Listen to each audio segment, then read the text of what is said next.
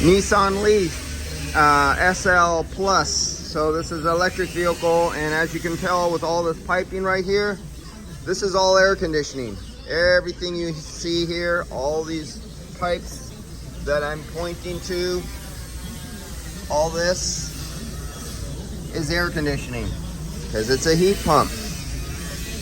The compressor is right there. That's the connector to it. You can see it down below.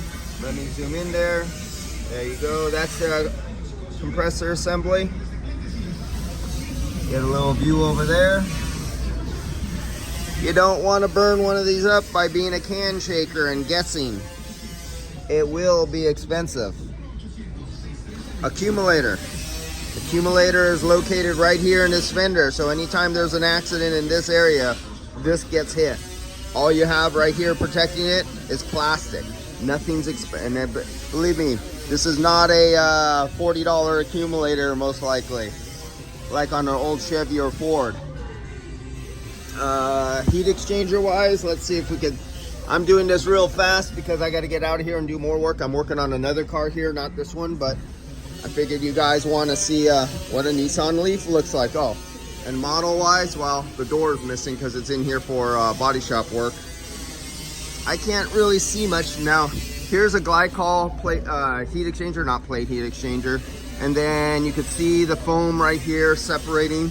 Somewhere there's the condenser, and it has one of those stone guards made out of plastic. Sometimes body shops will leave that off when they're one of those ones who do stuff really cheaply and take out a condenser in an early life. Anything else I could run over you? What do we got? One fan or two fans? We have two fans. There's one motor, there's two motors.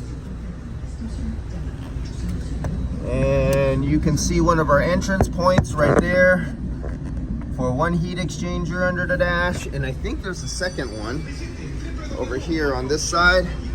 There we go, right there. There's the second, for the second entrance point right there. We have, is this a solenoid or is this a electronic expansion valve? I do not know. Oh, yes I would. That's a solenoid. I'm being stupid. It's only 2 wires. It'll be 4 wires if it was a expansion valve. And so where's the expansion valve located on this sucker? The metering device. Holy shit, don't tell me they put it under the dash. Oh, you dumbass mofos. Well, I really feel sorry for you guys if you have a really bad burnout and you got to go after an expansion valve. Yeah, this dash is coming out. That was stupidity. It should be mandatory. All manufacturers must put the expansion valves easy access out in the engine compartment, or make it somehow real easy to get to under a dash, because inevitably at one time most compressors will burn out, and very many shops do not like replacing the expansion valve, especially when they get under the dash.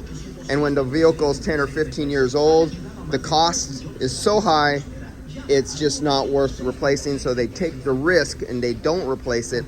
And sometimes it costs them the cost of another burnt out compressor. I'll see you guys later. Don't be one of those guys.